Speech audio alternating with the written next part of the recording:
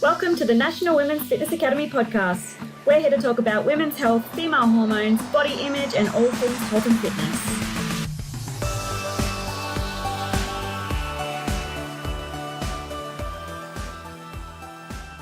Hello everyone, welcome back to the Women's Fitness Academy podcast. I am one of your hosts, Ellen, and I am also, as you probably know by now, a binge and body image coach, speaker, and educator for Women's Fitness Academy. And today I am here with a really, really interesting woman who has had quite a journey herself, going from bodybuilding to what she's doing now. I think I'm so excited to hear about it.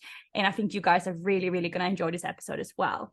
She is a Mind Body Practitioner, speaker, podcast host, and is also writing a book. You might have heard about her before. Her name is Nikki Cassa, and welcome so much to the podcast. Thank you so much for having me. So excited to be here. Yes, I am super, super pumped to talk to you. And just, hear about all about your story and everything that you've gone through. And I just had the little scroll on your Instagram before and I was like, oh my God, she has just done so many things and it's just so cool to see. I just love anyone, you guys who listen to this, you know that I love interviewing women who have had a quite an inspirational journey and who are entrepreneurs and who are fucking killing it at their own game. And you definitely are. All the stuff that you're doing, it's just so amazing. And if you guys don't follow her already, I highly do recommend it. Obviously we will, as usual, tag her in the show notes. But for the listeners who don't know who you are, can you give us a rundown of who is Nikki? Of course. So I am currently a mind body practitioner. I work with women predominantly in the fitness space, but I work with clients that are, you would say, Gen Pop, all-round clients. But I don't help them with training and nutrition. So I can imagine there'll be a lot of women that are listening who are super passionate and one of their highest values are probably health and fitness, or particularly fitness. But the work that I do is specifically around our interconnectedness of our mind and body. So it's mainly mindset work. And that's been a big shift for me coming out of the fitness industry where I used to work as a personal trainer. So when I was 2018, can't even tell you how old I would have been then, but back in 2018, I went into the fitness industry as a personal trainer and went through a very similar journey as most PTs that find a love for, of course, their physique and building strength in the gym. And I decided it would be a really good idea to compete. And so I went into the fitness journey. I competed in every show you can imagine. I did INBA, ICN, I did ANB before I then went on to the WBFF. And the WBFF was something that I looked up to as wow, if I could get on this, even just get on stage with those women, I've made it. And I looked up to, women like Hattie Boydell, Lauren Simpson, Rachel Dillon, and I aspired to be like them. And I looked at them as these idols and huge role models in my life, particularly Hattie, with her journey through anorexia and eating disorders and things like that. So I said to myself, if I just get on the stage, then I've made it. And one day I got a call from Hattie and her team and eventually started working with Hattie in her sports model project. And she had said, Nikki, why don't you compete on the WBFF stage? And I was kind of scared, terrified, because I felt that I wasn't good enough to get on stage with all these other girls. And that was really the start of, when I look back on my journey, the really starting indicator of me not having any self-worth, really, really low self-worth. So I went on to compete in the WBFF and I actually got my pro card the first show that I did. What? The first one? Yeah. Which was crazy because, I I didn't even feel worthy getting on stage with those girls. Mm. And so, you know, as I'm standing there and just absolutely blown away that I got top 10, right? Top 10 call outs. And I'm just like, wow, like, how did I get here? And then they called my name out for pro card, and it felt like a dream at the time. And so I think that was like the first moment going into the fitness industry as this little girl from Adelaide. And I thought, wow, maybe, you know, maybe I can be successful. Mm. And so I packed up my bags. I was living in Adelaide at the time, which is where I was born, and I moved to Sydney. And I got a job in Fitness First Bondi Platinum, which is, you know, this big hot shot gym in Sydney. And I felt like a little fish in this big pond of sharks. Everyone was going to eat me alive. And it felt like that for a really long time. And just slowly started climbing my way up through the industry. And I then competed as a pro a year later in 2019. And during this journey, I started to recognize that, like, there was something missing. You know, here I was, a WBFF pro. I competed as a pro, came third in Australia, which at the time would be considered like quite an achievement. And yet I felt really unsuccessful. I felt so inadequate. I felt unfulfilled. I was depressed and riddled with body anxiety. You know, every day I looked in the mirror and I just felt horrible. Mm. And I was upholding this standard for all these women looking up to me on social media. And I was like, how am I supposed to be like Hattie or Lauren or Rachel? These people that are role models for women empowerment. And yet I can't even look at myself in the mirror every day. And I felt like there was something was wrong. Like either this is what's happening in the industry and nobody's talking about it, or something's wrong with me. And it was a really dark journey because I felt, because I had this WBFF pro card and there were so many women looking up to me, that I couldn't let them down. I was like, people are watching me. People are clapping for me. People don't clap for you when you're not doing well. Nobody knew me before I got on stage. And so there was all of this pressure to be in the spotlight and be this role model for a physique athlete, right? Bikini pro athlete. And so internally, I then started to create this identity of who I thought I was and who I thought I needed to be every day when I showed up in my social media, as a PT for my clients, and just show up in the world. And what was happening was I was creating this false paradigm, like a false reality for who I thought I needed to be. And I lost myself. And by the time I decided to quit competing, which was the year after my final show as a pro, I had no idea who I was. Like, I completely lost my self of sense, Ellen. But that was the start of my journey into exploring what was happening for me on an internal level. And so since then, you know, I've gone on to study and start my online business. And it's been a big journey of healing as well. But the healing wouldn't have happened if it wasn't for bodybuilding. And so, you know, although I went through a really dark time post show, like post competing and quitting, I'm eternally grateful for what competing has taught me. And I wouldn't go back and change it. But there's a lot that I've learned along my journey that I would teach myself if I were to go back and do it all again. Yeah.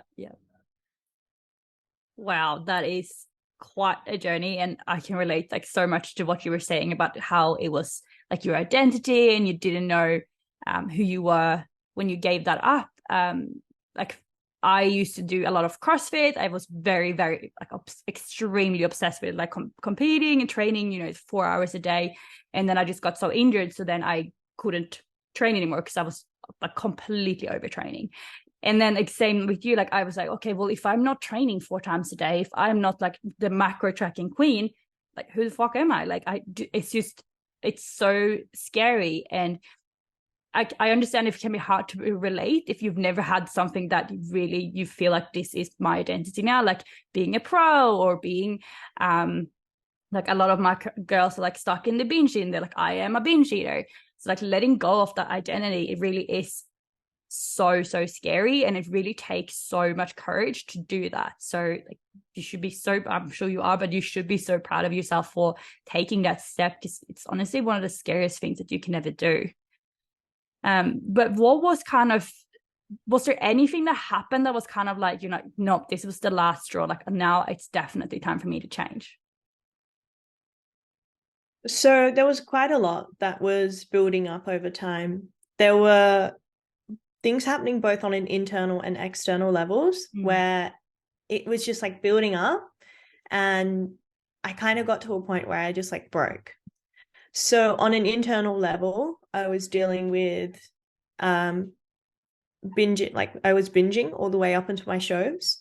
So I would be on my macro plan and my meals, and then probably like twice a week, and it would progressively get worse leading up to the show. I would like go to a shop and buy food and then like eat it in the car.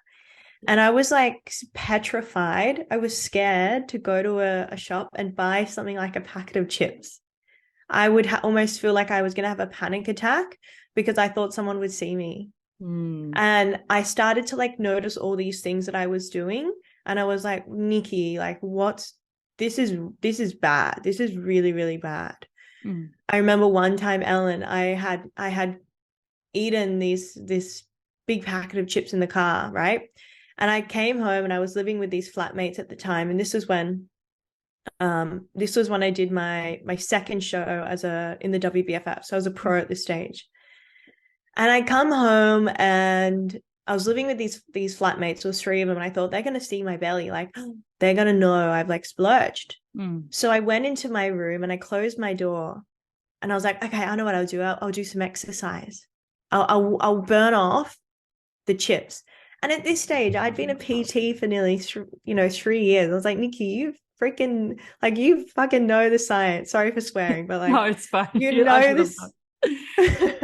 You know the science. You can't just like do a 30-minute cardio session and think you're gonna burn off these chips you just ate. It doesn't work like that. And yet I did it. And I was like, okay, so what am I gonna do? I was like, I'll do some skipping. So here I am in my bedroom at like 8 p.m. at night without a skipping rope. So I'm pretending like I have a skipping rope, and I'm just jumping up and down, trying to get some cardio in, Ellen. And my housemates, they come up, and because they can hear me jumping. It's an old house and the floors are wooden and they creak. They can hear me jumping. They're like, what the hell? Like, what is she doing? So they come up and they knock on my door. They're like, Nikki. And I stop skipping, and I'm like, all right, because I'm in hyper vigilant mode. And I'll talk about, survival in a moment and what I've learned along the way. But I'm in hyper vigilant survival at this stage. And so I've just like frozen, like, oh no, I've been caught out. And they were like, are you okay? I was like, yeah. They were like, what are you doing? And I was like, oh my God, what am I going to tell them? I can't tell them the truth. They won't understand. And I was like, well, what am I going to say? And I was like, yeah, I'm okay. Just getting some extra steps in. Oh my God. And I could just hear them giggling outside of my door, and they walked off. And I was so mortified that I was like, Nikki, what are you doing? Like, you are supposed to be a WBFF pro. You are supposed to be embodying everything you preach. And I just went to bed completely mortified and embarrassed. And I never told my coach at the time. I was like, I cannot tell her that I've been eating this food and, doing these excess forms of damage control. And so I just did that all the way to my show and competed. I came 3rd, and I felt like an absolute fraud. Right. So on an internal level, all of this was happening. And then externally, people were saying like, people were saying a lot of things to me that were really conflicting with me. And I know people are trying to be supportive, and they don't really get the magnitude of their language and their words. You know, people were saying stuff to me like, oh, you can eat chocolate, aren't you competing? Or, oh, you're having milk in your coffee, aren't you supposed to be having long blacks? And they would question, you know, what I was eating, or they'd make comments about my body. And particularly post show, I would get comments like, oh, you look really fluffy, or you look bloated, are you okay? No. Yeah. And so, you know, and the gym I was working at is very vanity fueled. So I think people had a very unconscious ways of saying those things. I didn't really know what they were saying. And it got to me. I was like, oh my gosh, maybe I shouldn't be drinking milk. Maybe I should be having chocolate. And from a calories in versus calories out perspective, I was eating the right calories for what I was prescribed. And so even still, I just felt this obsession with what I was eating, an obsession with what people thought as well. And so all of this just started to build up, and more things were happening. And I just thought, I just can't do this anymore. There's too much pressure.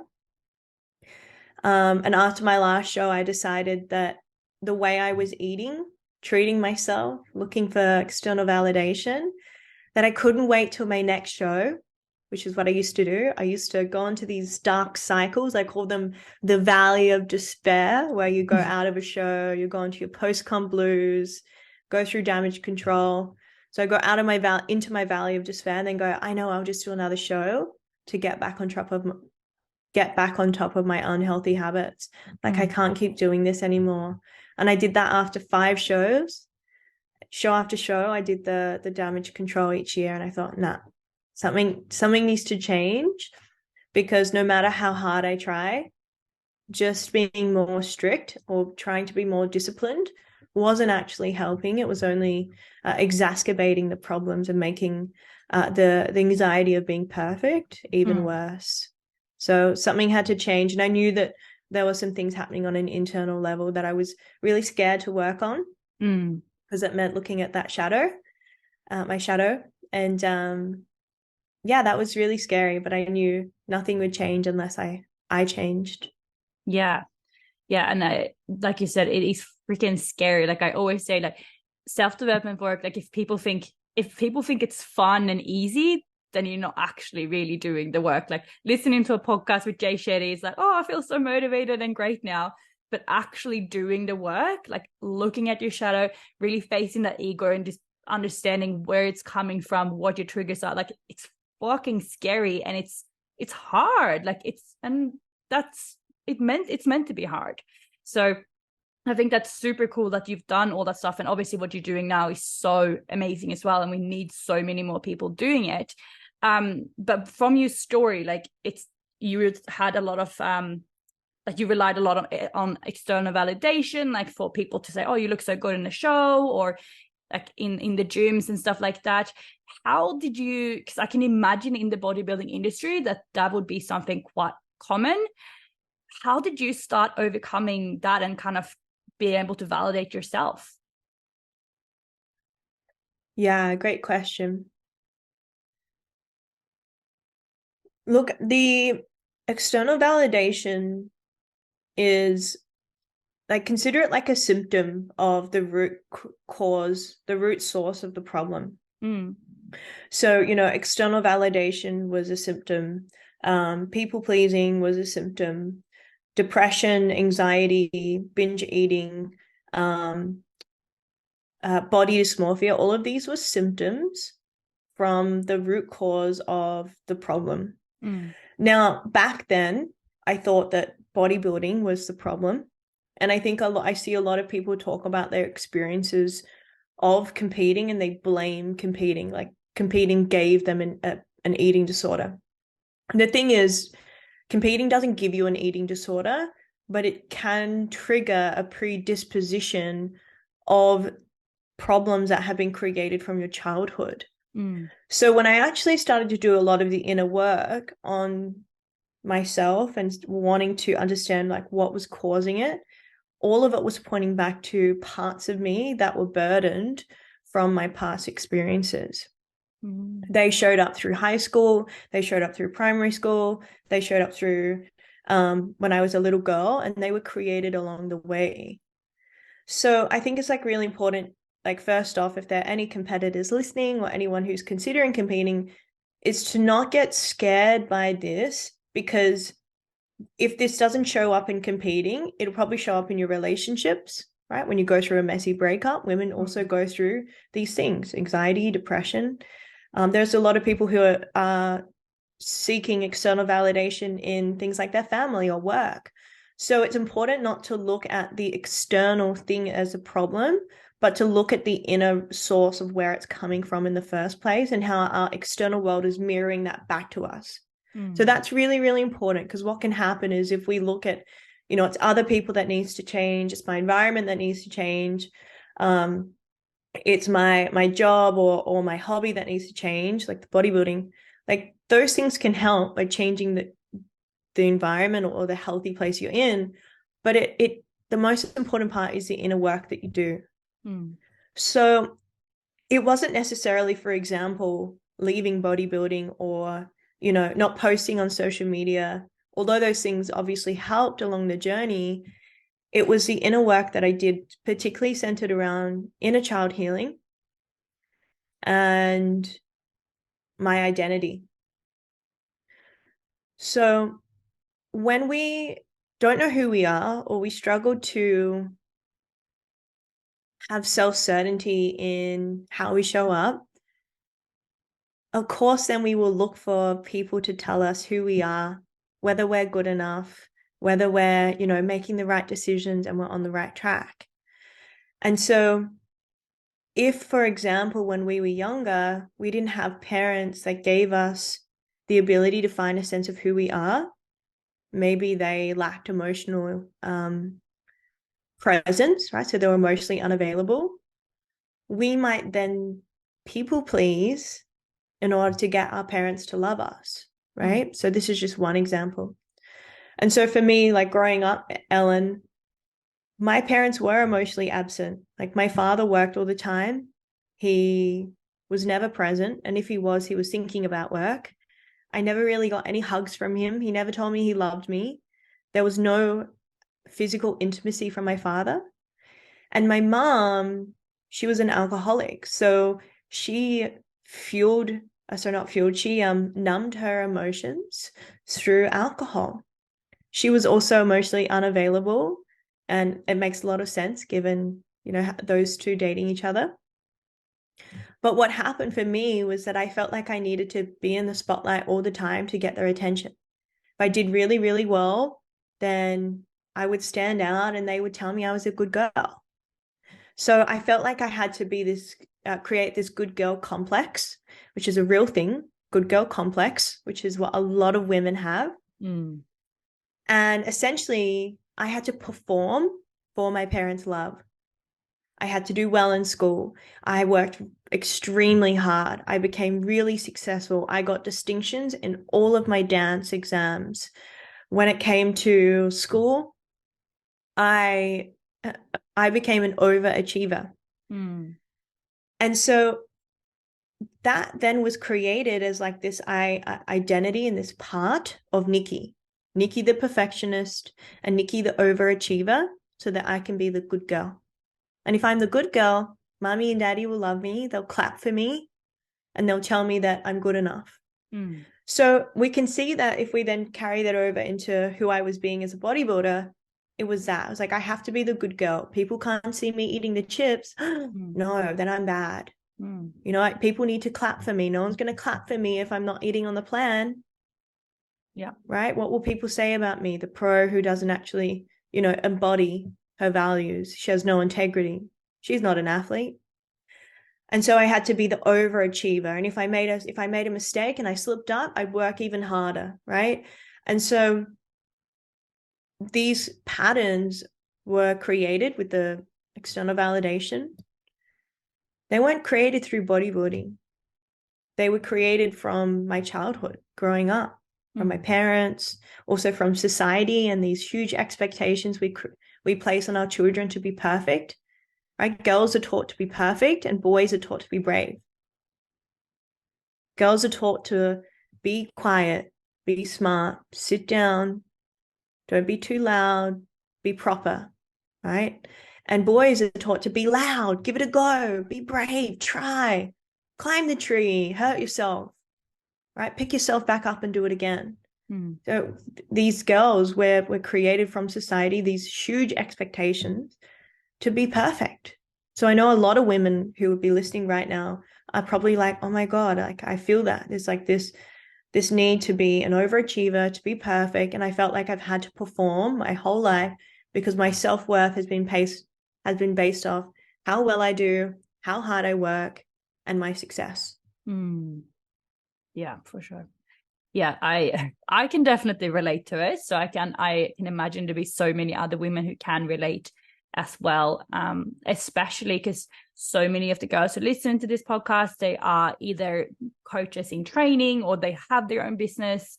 And I think it's something we see a lot with like the kind of hustle culture on social media, like, oh, you can sleep when you're dead and the grind never stops and all that stuff. And I feel like it's kind of on the way out, but I know that it definitely does still exist. So I think it's so good that you are talking about these kind of things. But and the thing is, Ellen, like if you were to take a panel of these women, whether it's in business, bodybuilding, or any other, athlete, it doesn't have to be bodybuilding, just take an athlete. And I think bodybuilding is mainly like the area where we don't see it as much because it's based on aesthetics, right? Not so much performance, because you could get up on stage and feel like you're going to pass out, and it doesn't matter. It's not about your athleticism of how you perform on stage. It's ultimately how you look, right? So, you take, again, business owner, bodybuilding competitor, and you get them to do a screening of how you look, how they would rate them out of 10. Or their I would say success, right? Business, bodybuilding, success. But then if you were to ask them based on their mental, emotional, spiritual, hormonal, and then nervous system, how they would rate their, I would say, success or fulfillment, on an honest level, most of them would recognize that they're either burnt out, they're depressed, they don't know who they are, they have all this success, all these clients, maybe too much that they can handle, and they're actually really unhappy or unhealthy on the level that you cannot see. And this is where it becomes like a big problem, Ellen, is because these women are so motivated by what they can see and what they get validation for, that they're neglecting these really, really important parts of their journey, right? What's happening on an inner level. And unfortunately, people don't applaud that, right? Like that is the reality. You can't really post a photo of your mental health, right? And so it's not applauded. And yet it's so important from a performance perspective, from, the messages that we're sending these younger women and the expectations that we're putting upon them to achieve that level of success. It's like, at what cost? At what cost? And I think a lot of people think they can't do both. Like, I can't be successful and balance my, hormones and mental health. And the truth is that you can. It just hasn't been taught. Nobody's had the science to help you understand that. And I loved my coaches through bodybuilding. Hattie was a phenomenal coach, but I didn't learn these things until I left SMP. And it's just because I did my own study.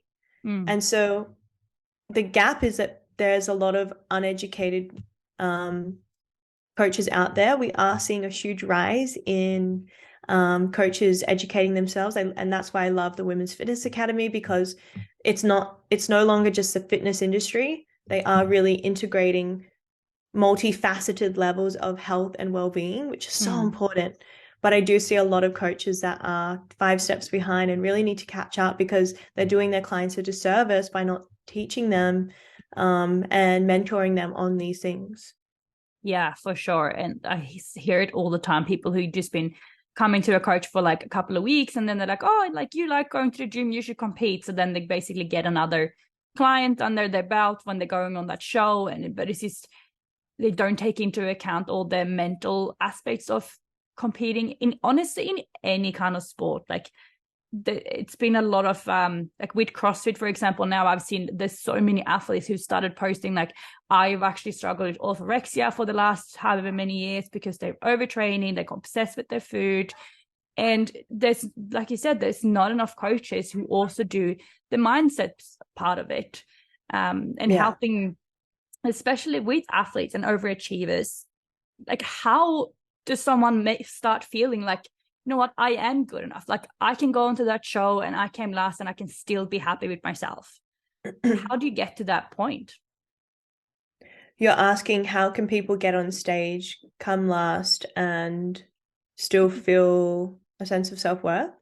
Yeah, like still feel like they're worthy, they put it the best, you know, they launched a program online, no one signed up. Like, how do these women or men, if you're listening, feel like, you know what, I am still enough, even though I didn't get any clients, even though I came last, even though I know didn't squat that weight or whatever, like without relying on all this external validation for it.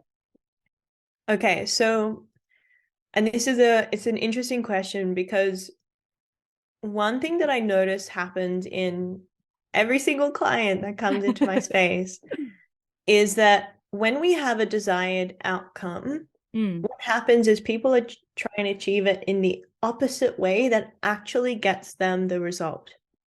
So I want to explain the process of how people usually do it, and then show you how to actually get it. And, you know, we'll use the goal as for what most women actually want when it comes to weight loss or fat loss is, you know, confidence, self-esteem, happiness, things like that, right? Well-being. So if we look at those as the actual desired outcome, as opposed to the weight loss or getting on stage, it's not getting on stage that people want, it's how that makes them feel. Human beings are driven by our pain pleasure complex. So this has been studied by psychologists for hundreds of years, is that we are motivated, human, by towards pleasure and away from pain. It's why we do everything. And it's no good or bad there. It's just how we're motivated, right? And so it's not really about getting on stage. It's about how that makes us feel. It's not about the success. It's how it makes us feel. It's not about getting a client, how it makes us feel, being able to help those clients, make them feel something, right? So that's really important to recognize, is that whenever there's a desired goal, what we're really wanting to achieve is an intrinsic feeling. There's something that gives us, whether it's a core need of ours to feel potentially like significant, or maybe feel a sense of connection, which is something greater than us. And there'll be a core desire that will come with that, to either be seen, to be heard, to be loved, right? Or valued. So first off, like, it's really important to recognize what that is first. So for example, when I competed, people ask me like, well, why do you compete? And I would give them an answer, but I don't think that I really believed it.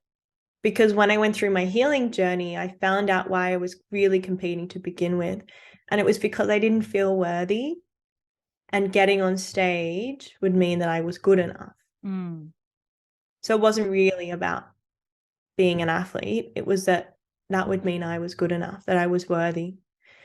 And so I was driven by this need to be loved and to be seen. And so I went, okay, so how do I find those things without changing my body?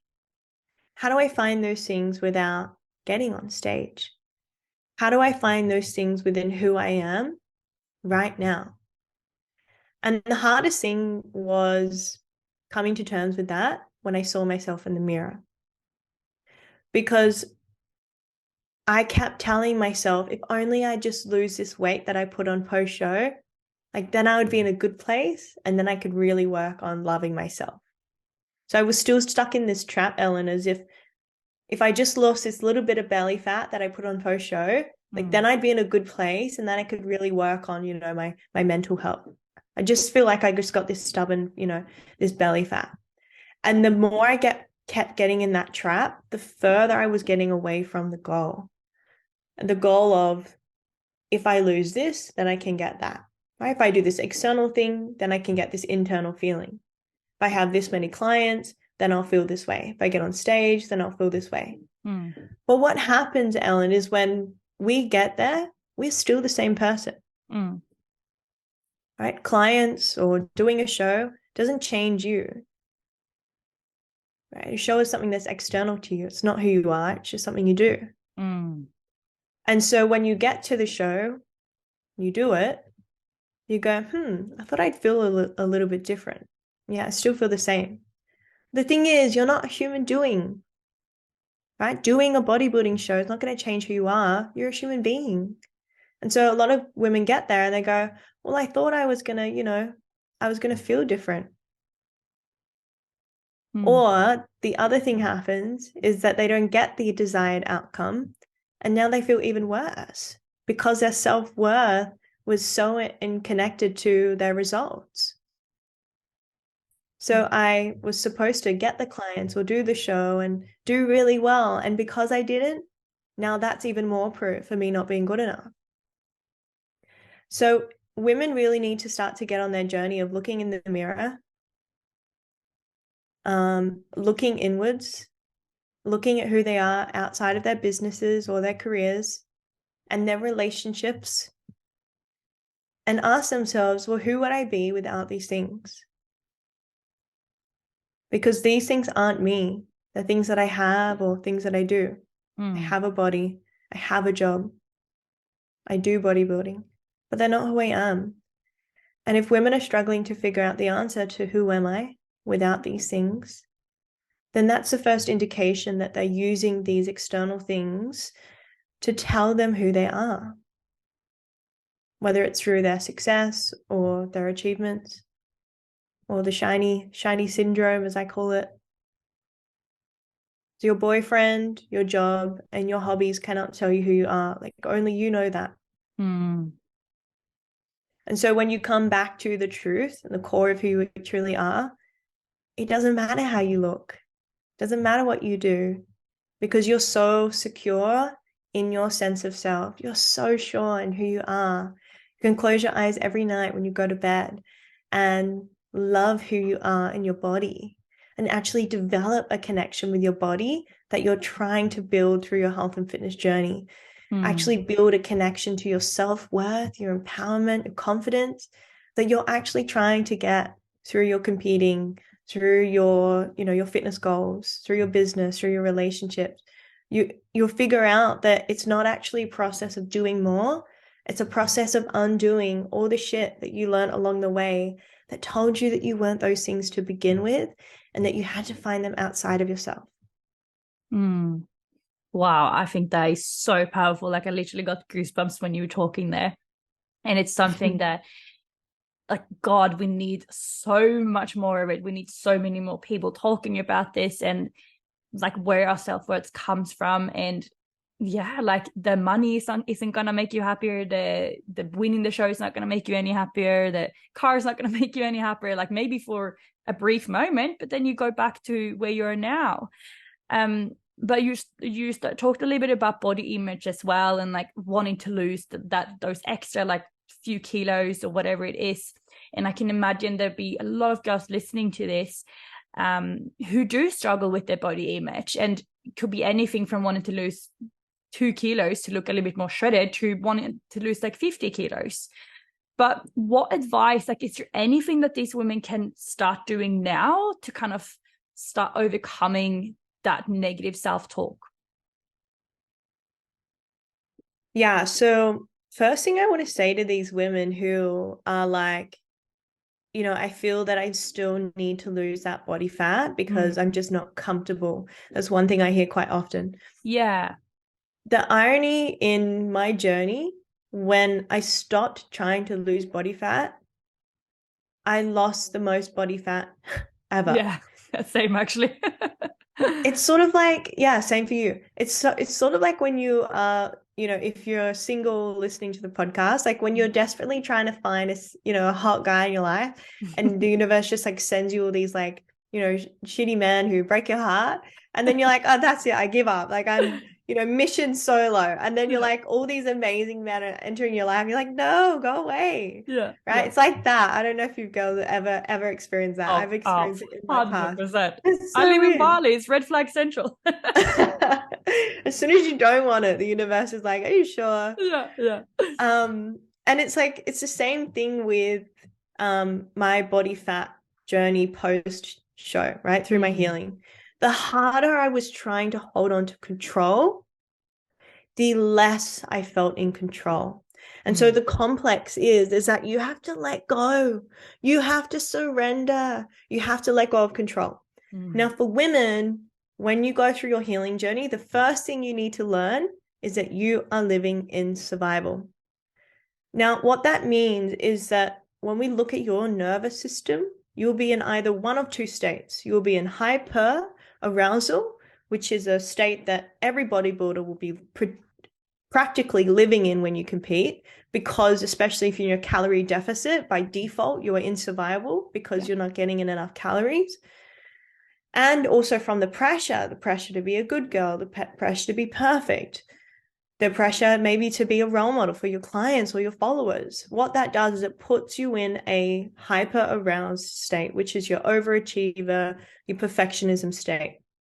Now, this is your first state of survival. Another name for this is fight or flight. On the second state that you'll be in when you're in survival is hypoarousal. Now, this is where competitors can find themselves post-show, called post-comp blues. It's when you've been in hyper for too long and the system goes, we cannot stay here anymore. That's it. We need to crash you to help you build up your energy again. So this is where you'll be when you're burnt out. This will be when you are maybe going too aggressive in your fat loss phase and maybe doing more than your coach is asking you to do, more steps than you should be doing, more training than you should be doing. And you get to the end of the day or the week and you are just completely overwhelmed and exhausted. And so most of the time we oscillate between those two stages. So it's like super important to recognize, like, where am I in these states? Am I spending lots of time in hyper? Am I spending lots of time in hypo? Generally, we spend more time in hyper because that's where we can get shit done. But then also recognizing, well, how much time am I spending there? When was the last time I was in my stillness, if ever? And so for some women, when you ask them to slow down and not be in control all the time, it's kind of scary because their nervous system is saying, if I slow down, I might completely stop and end up in hypo arousal where we can't get anything done. We can't run the business. We can't do the steps. We can't do the training. We can't make money to survive. And that's not safe. So we have to be in hyper. So it's really important to recognize for women on their healing journey, it's not as simple as telling yourself, just be disciplined, just get through it, right? It's just a phase. Like, no, you are probably training your nervous system to be okay with being in survival. You're developing up this survival coping strategy. And post show, right, or post your big business launch or photo shoot, that won't go away. Your nervous system will build neurological pathways in your brain to say, hey, we've noticed there's a pattern here. There's a pattern that Nikki really loves to spend heaps of time in hyper arousal. And so we're going to reinforce this neurological pathway so that we don't have to work as hard and store this as a subconscious, right? Subconscious, which is why we don't even know it's happening until it gets really bad.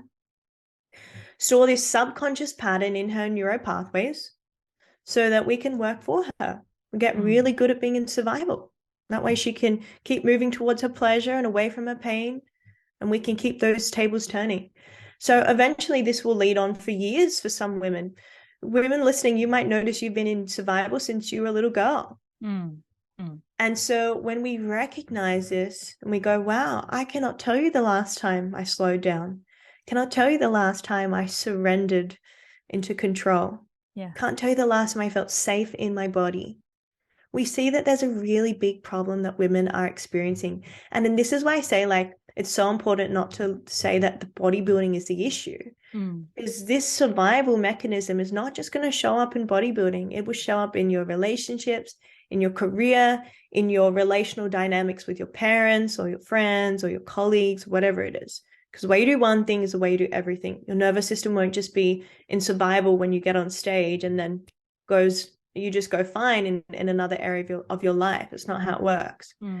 So the most important thing that women need to look at, whether it's on your fat loss journey, any of your goals in fitness, whether it's even just strength related, is that your nervous system is so important. Neuroscientists show us that it's where all your trauma is stored in your body, in your nervous system. It's not stored in the mind. And so if you're attempting to lose body fat that you have struggled to do on your own, right? Or you're attempting to gain muscle or any other goal you've struggled to do on your own. And I would say so, given that you're listening to this podcast or working with a high level coach, that your nervous system is what's going to facilitate your journey in creating that change, right? And so when you're in a parasympathetic state, which is when you're not in survival, this is when your functions for your hormones are regulated. This is when your rest and digest, homeostatic functions are at their best. Your body's able to heal. It's able to regulate. You're getting regular periods. You're sleeping better. Your hair's not falling out. You have libido. You're sleeping well. You're not so burnt out all the time. And fertility, my gosh, for women who are trying to get pregnant or want to have babies in the future, if you want to have babies, this is so important, because you are not going to be able to create a fertile environment to facilitate life in your body if you are just living in survival, right? If you are surviving, how are you going to create a environment where a baby can thrive? It's just not, it's not a priority for your system. That's just trying to keep you safe. So all of these things are so important, and they should be number one goals before, looking at fat loss. And again, from all the clients I've worked with, they all say the same thing. It's like when they work on these things first, the body actually has a beautiful way of regulating. When you start doing these things, you go, wow, I love myself. I'm so good at taking care of myself. I want to move my body in more, beautiful, holistic ways. I want to nourish my body. I want to do these beautiful things for it. And organically, right, almost accidentally, you'll find that your body will start to love you back and mirror that back to you from the relationship that you have with it. Yeah. Oh my God, I love that so much. And I 100% agree. It is absolutely amazing what will happen. Like, a lot of strict macro trackers will hate this, but since like giving up tracking, since not doing meal plans, deleting MyFitnessPal, and just working on exactly what you said, just that piece, like, my booty has grown. I feel leaner than ever, and I just have so much more balance. So guys, I can really what's the word I'm looking for here, that I am basically proof that what you're talking about is 100% true. Like, I swear by it. And I wish that I would have had someone like yourself in my life earlier, so that I could have saved myself so much time. And girls, if you're listening as well and you're like, I've been freaking tracking MyFitnessPal, I just can't stick to it, I'm just gaining weight, I'm binge eating every weekend, maybe it's time to delete the app, or at least put it on pause or whatever, and start working on all these things. And like, what's the worst that's going to happen? Like, you're not happy now anyway, so you might as well try something different, right?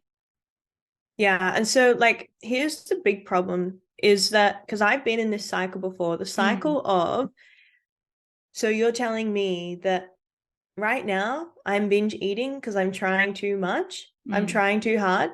Well, I'm not getting my results now, and you're telling me that I need to now let go of these protocols that are actually going to help me lose the weight and get on top of controlling my food. I'm gonna blow out. I'm gonna put on, 10, 20 kilos. Right now it's not working. And now you want me to try less? You want me to let go of all of this control? And the answer is yes. And that's going to feel scary as hell because these parts of you are so used to being in these excess needs for control. But the thing about control is that the stimulus in the nervous system is mimicking a feeling of this doesn't feel safe.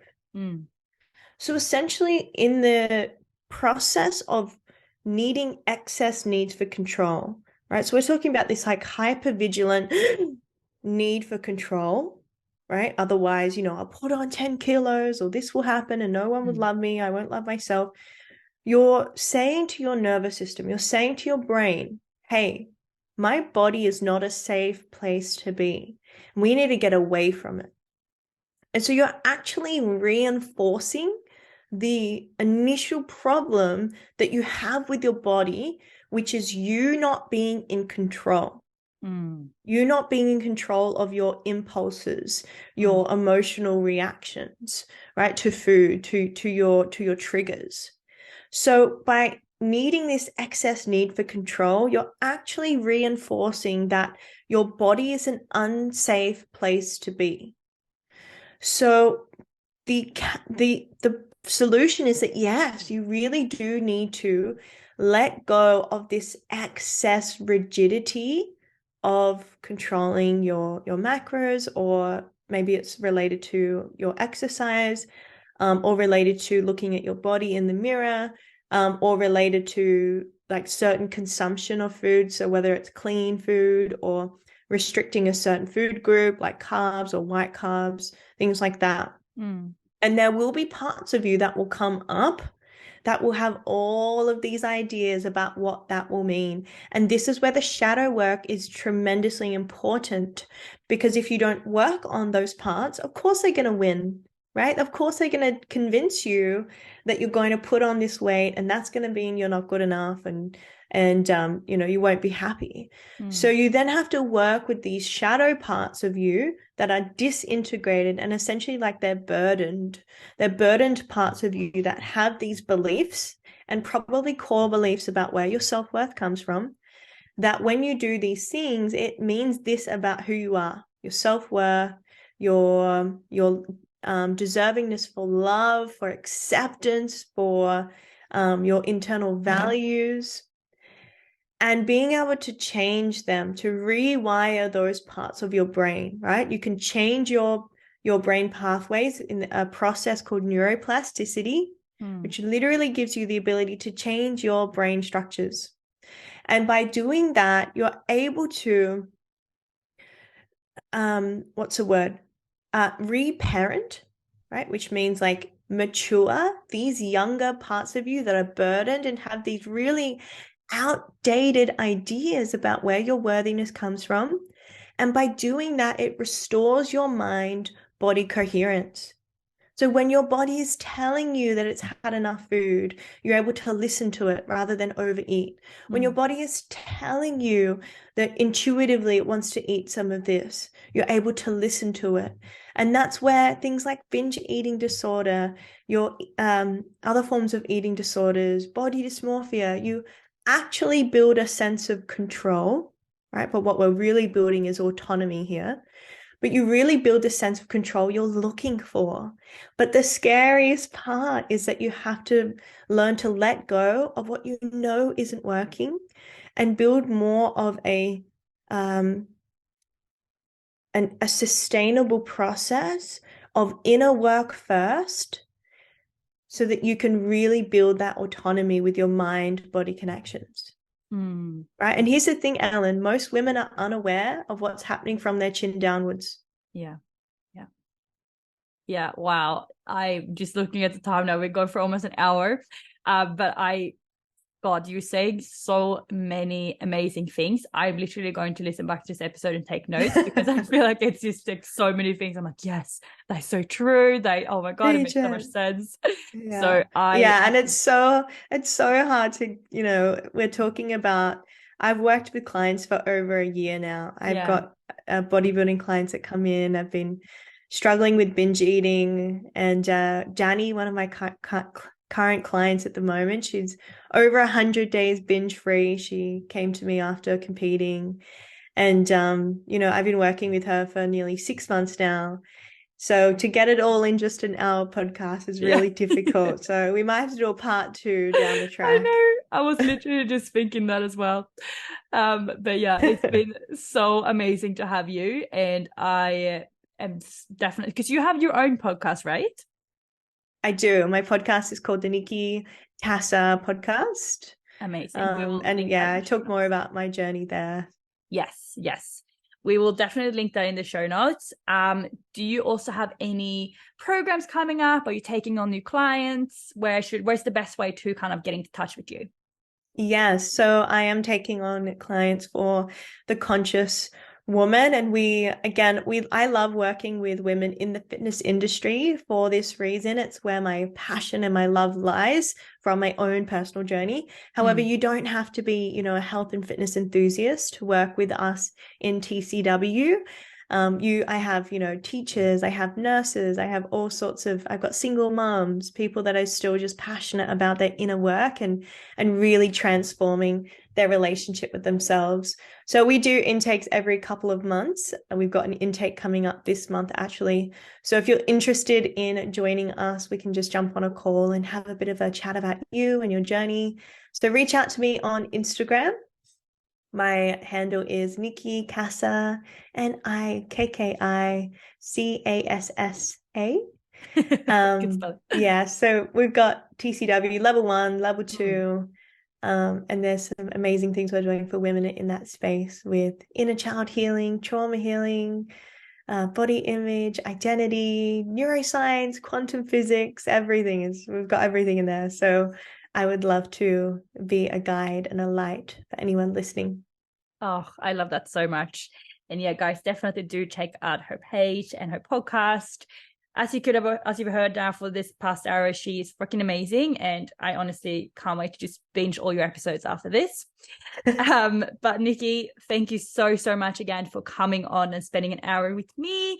And guys, if you like this episode, which I already know that you're all going to love, and you're going to save it as your favorites and listen over and over and over again, but make sure you do take a screenshot, you put it on your Instagram, you tag me, you tag Nikki, you tag Women's Fitness Academy, just so we can say thank you and have a conversation about what you thought about the podcast.